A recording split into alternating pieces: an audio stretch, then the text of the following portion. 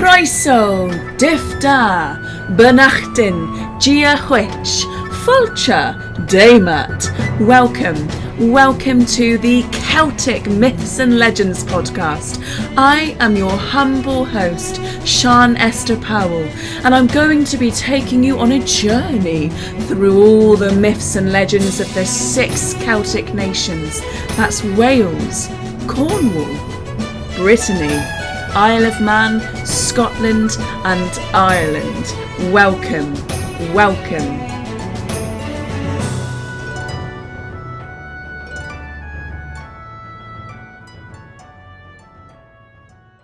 Hello everyone, how are you doing? I'm currently a little bit hoarse-voiced because I have been singing sea shanties all weekend at the St. Ives Shanty Shout. It's like one of my yearly traditions. I absolutely love it. I've had a great time, but I am also getting to the end of the month and realising, we haven't done a Scottish episode yet, and I want to.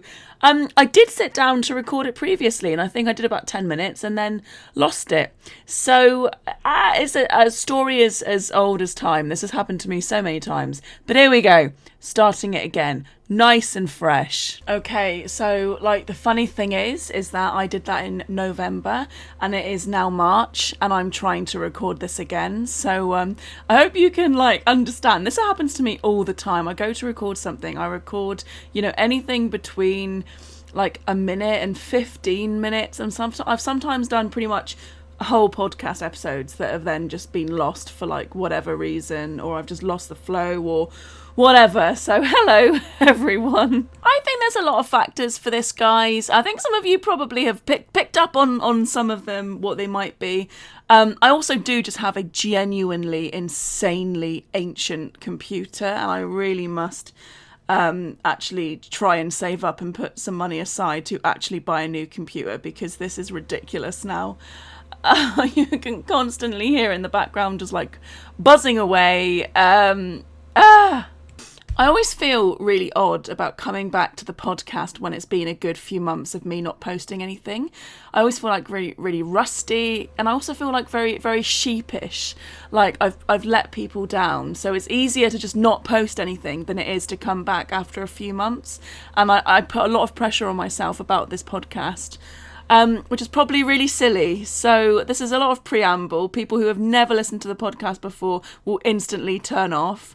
It's only the people that have been listening for a long time who are who are loyal listeners. Thank you so much. Who can stand my waffling in the beginning of episodes, I'm assuming. So you are very much appreciated. Thank you very much.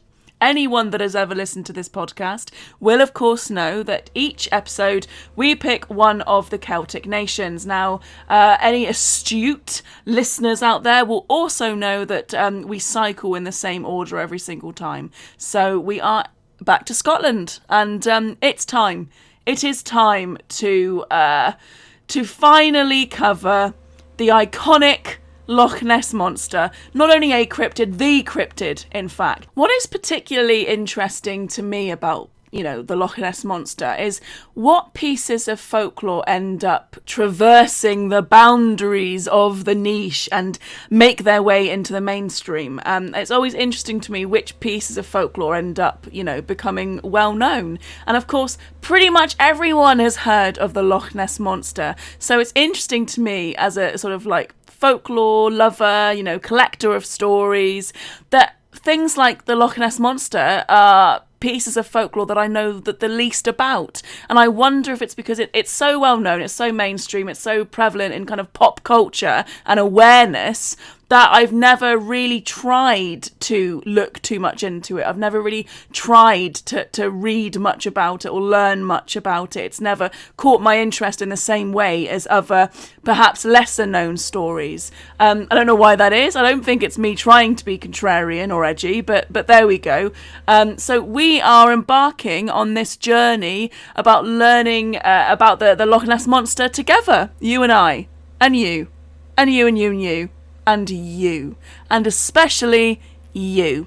I hope so anyway. I hope that I still have at least 5 listeners time will tell. So what is the Loch Ness Monster, and why has it captured the imaginations of so many people and held such a large space in folklore, cryptozoological circles, and why have there been so many hoaxes?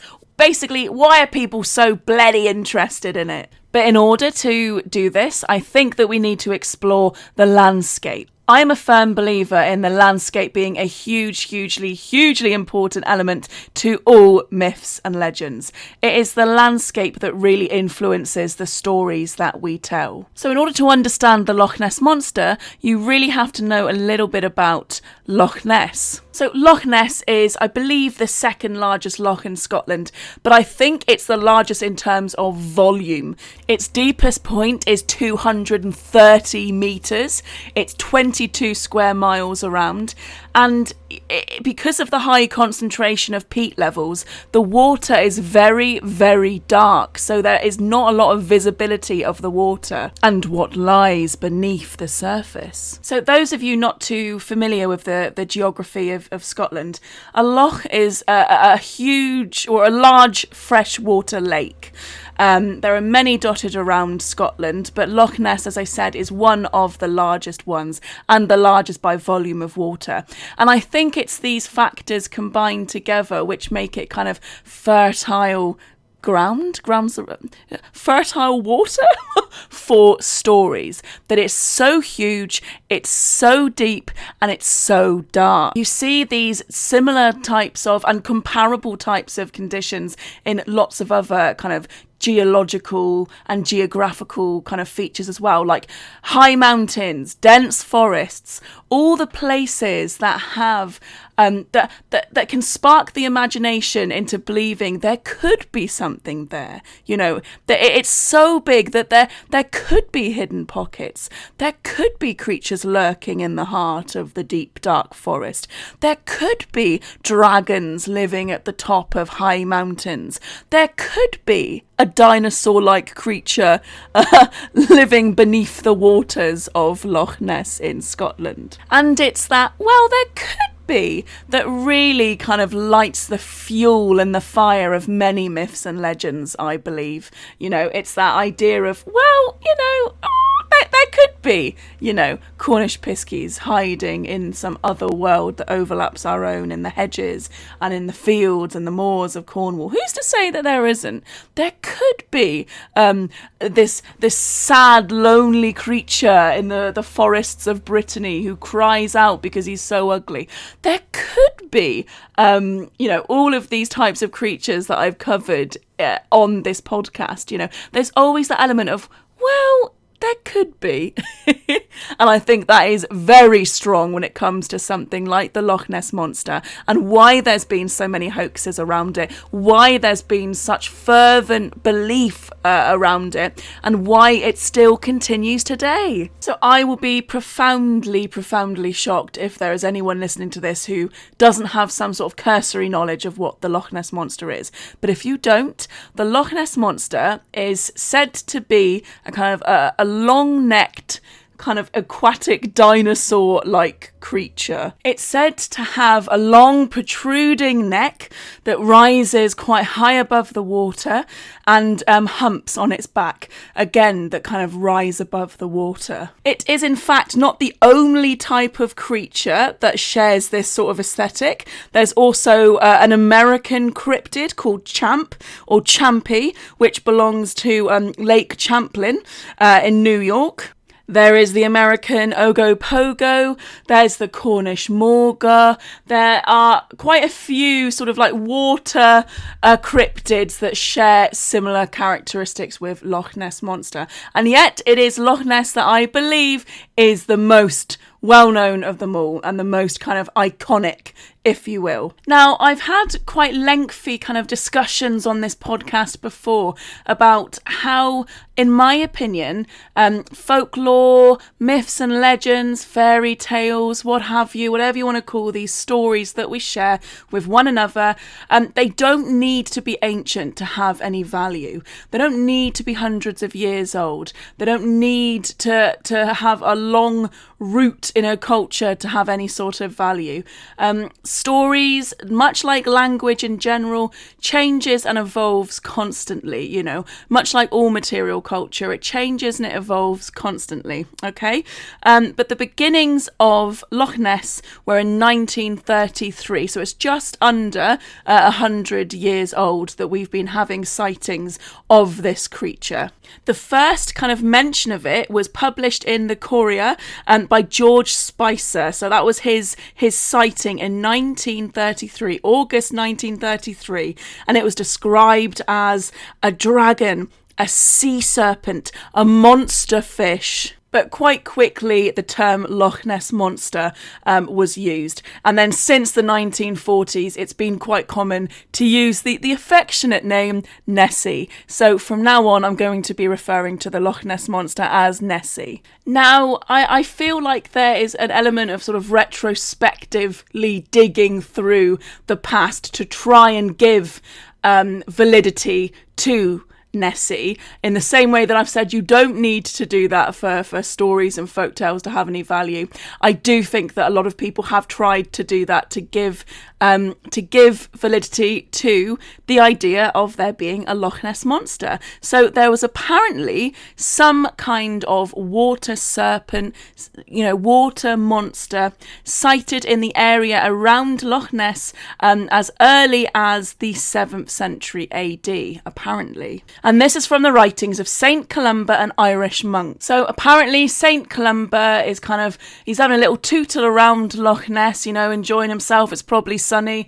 It's spring at the moment. Let's imagine it was a nice spring day. And there's someone's being buried near River Ness. And he asks, he inquires as to how the fellow was killed or passed away, and they say it was a sea monster that leapt out of the water and dragged him to the depths. So St. Columba goes looking for this creature and then sees it, holds up the sign of the cross, says, "Get back, you foul beast!" And then, of course, the creature flees back under the water. So, there's no mention of long neck, there's no mention of humps rising above the water. It's just a water beast. Now, water monsters are not uncommon in Scottish mythology. I have covered the Knuckle of V in the Orcadian folk tales, but I've also covered Kelpies, those water horses. So the idea of monsters coming out of the water and dragging people down is very, very, very common. But big believers of Loch Ness, or of Nessie, will point to this source, and they will use it as a credible source for adding up to the body of evidence for how Nessie could exist, right? And fair enough, it's a piece of evidence, it's a source, you can use it to you can use it in your argument for why you believe the Loch Ness Monster is real or could be real. However, from my point of view, as I said, I would just reiterate that water monsters are not uncommon. Wherever there's a body of water around the world, there will be stories about folkloric creatures, cryptids, monsters, goddesses, gods, what have you, living in and around that water and interacting with it in some kind of way. I mean, this harkens back to the whole discussion on what folklore even is. You can tell stories for entertainment purposes, you can tell stories to teach a lesson, or you can also tell stories to kind of prevent danger, right? Stories about evil water monsters lurking in the deep dark depths, ready to pounce and drag you under the water and drown you. It's an idea of not spending time around these large bodies of water if you're in the dark, or if you're drunk, or what have you, if you're a child playing. These are types of stories to warn you off that kind of behaviour. And we've had these types of stories. All the cultures of the world near bodies of water will have creatures and myths and legends associated with that water. So in and of itself, it is not it is not an infallible piece of evidence to suggest that Loch Ness is definitely real, right? But it is a piece of evidence. It can be used as an argument, it can be used as a source for an argument that, if you believe it. There are a couple of sort of like late 19th century sightings of Nessie, but again, these were sort of retrospectively found, post 1933. So it almost seems like there are these earlier stories that are used to kind of bolster the validity of Nessie, but it really does begin in earnest in 1933. Now, I mentioned that it was in the Courier in 1933, George Spicer had a sighting of the creature, but there was a slightly earlier sighting of a monster coming from Loch Ness, and that was from Audie McKay, who her and her husband had reportedly seen a sort of like whale-like creature in Loch Ness. And then a couple months later, you get the George Spicer sighting of he and his wife had seen this long-necked monster in Loch Ness. Now, the particularly interesting thing about the George Spicer article is that he saw the creature in the area of Loch Ness, but actually outside of the water. So the sighting claims that the creature walked, in front of the car, walked across the road with an animal in its mouth. This long-necked, strange, bizarre creature that seemed to resemble, a dragon, a serpent, long neck, animal in its mouth, and it walked across the road. They describe it as being 4 foot sort of high and 25 meters long. So quite a substantial creature, a very big creature.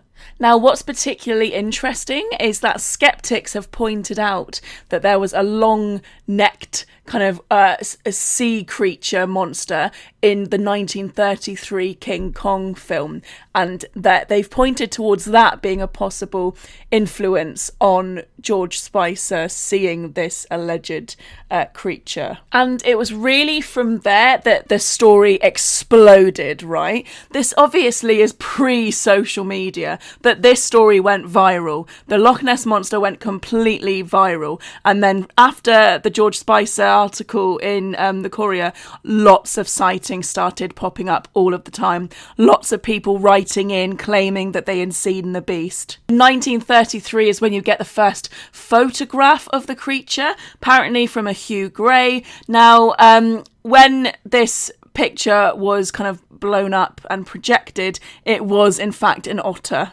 rolling on the surface of the water.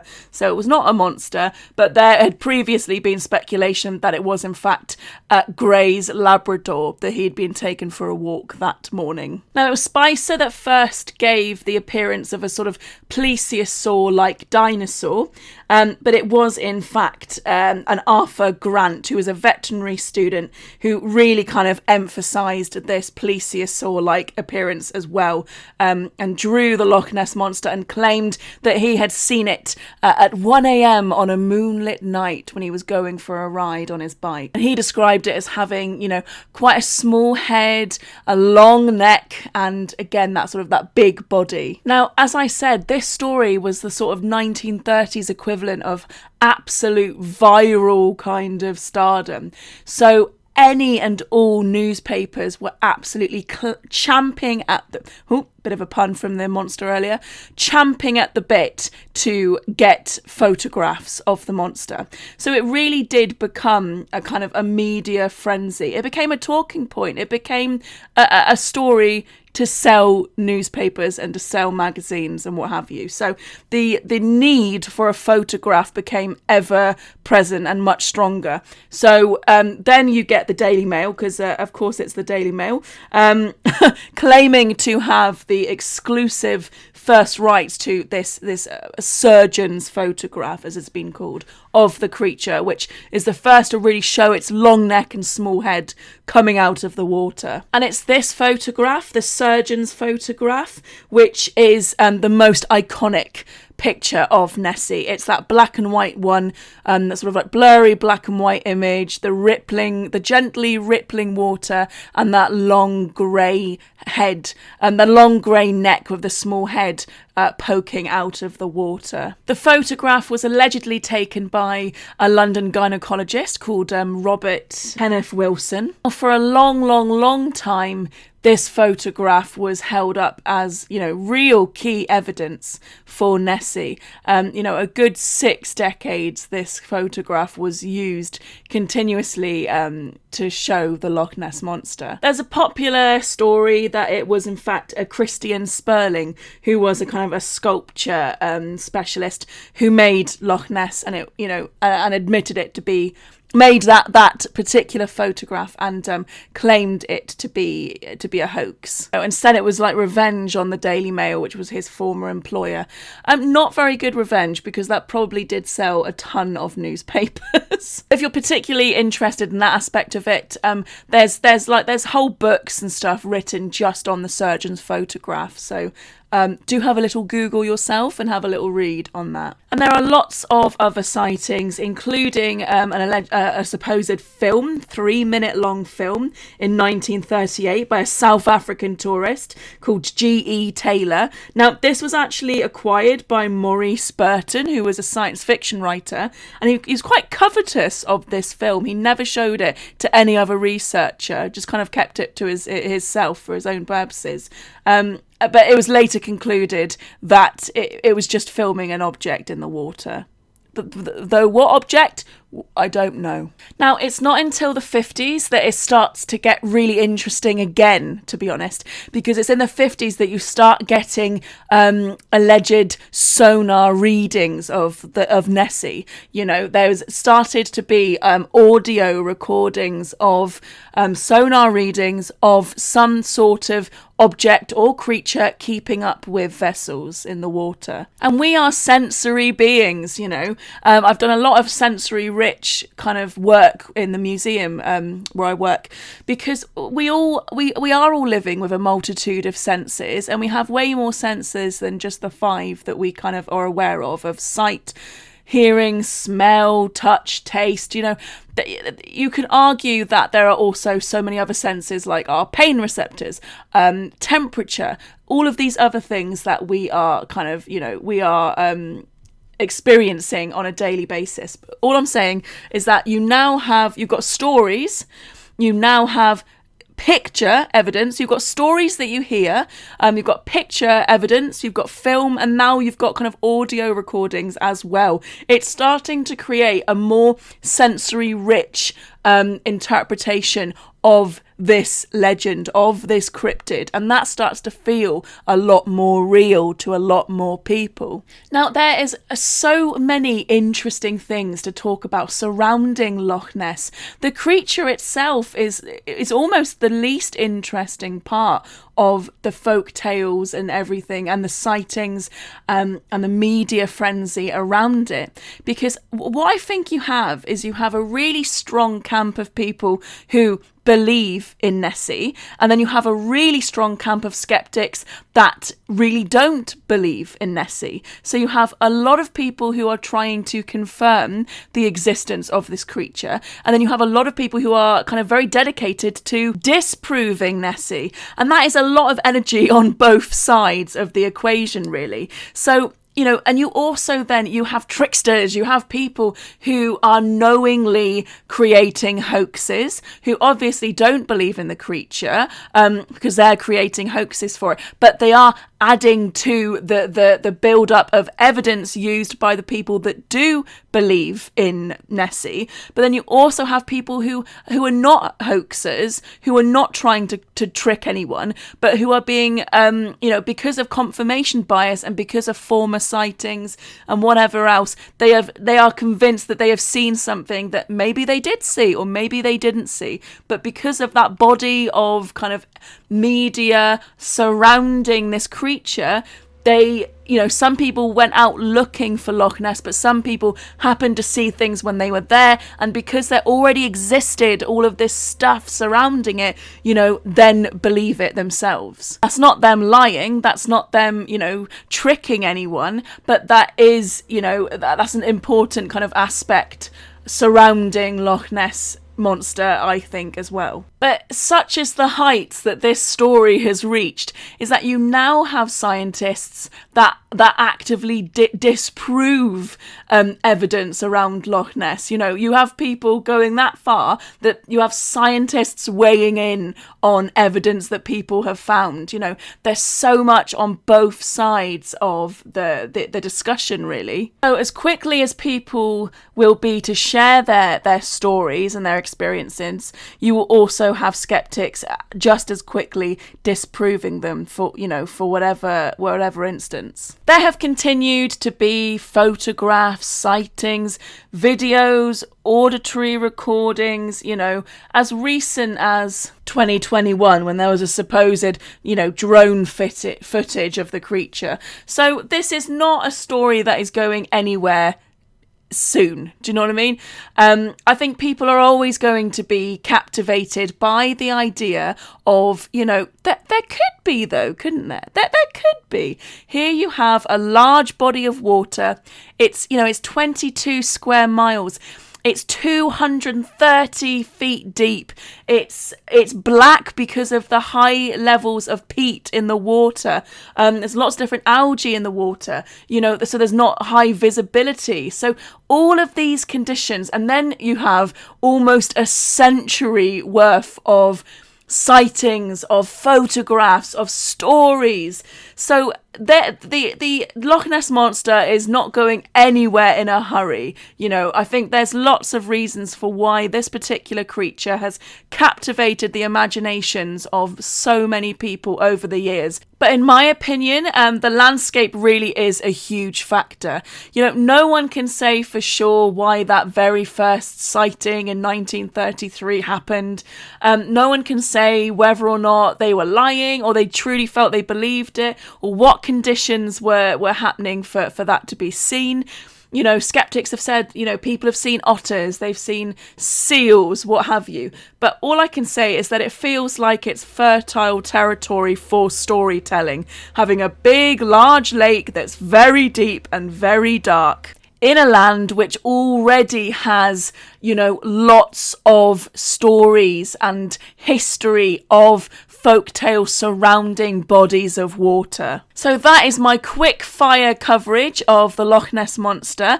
I'm sorry that I don't know what this episode was, to be honest with you. Half of it I was kind of forcing myself to get out information as quickly as possible, because I really could feel myself just not completing this episode and then having to wait another few months. So I really hope you enjoyed it. I'm very sorry for the chaos, and I'm very sorry that it takes me so long to upload anything. I will say, please don't demand anything from me.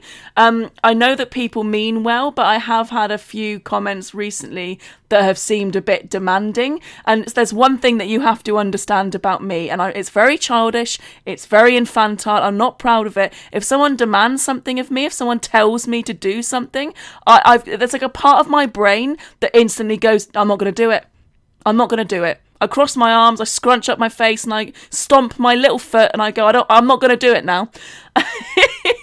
So please understand that is a very childish part of my psyche. But there you go, I can't change it, really. Thank you so much for listening. Thank you to everyone who continues to listen to the podcast.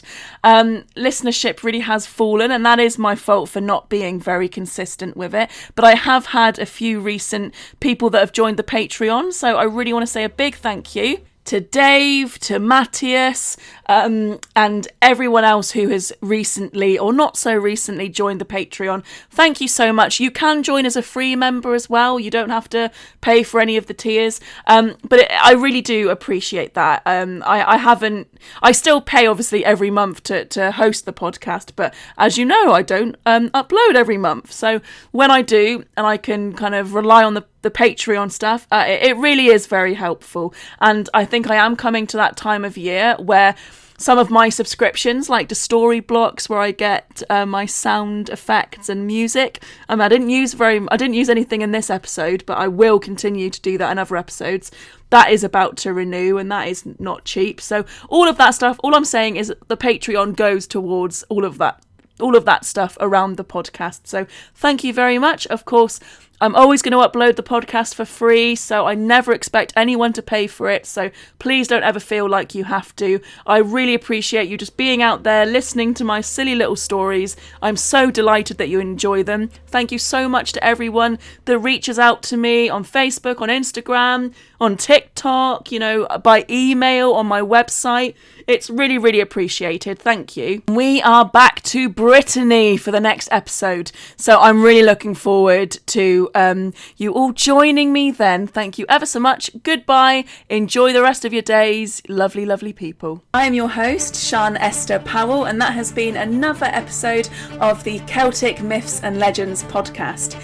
If you would like to find it elsewhere on the interwebs, you can also find me on Twitter at Celtic Myths Pod, on Facebook under Celtic Myths and Legends Podcast, on Patreon at Celtic Myths Pod, as well as Instagram at Celtic_Sian, and also CelticSian.co.uk. Thank you, Muraz, Diolch, Tachpalet, Guramahagat, Trigare, Guramayed. Thank you, and speak to you next time. Thank you.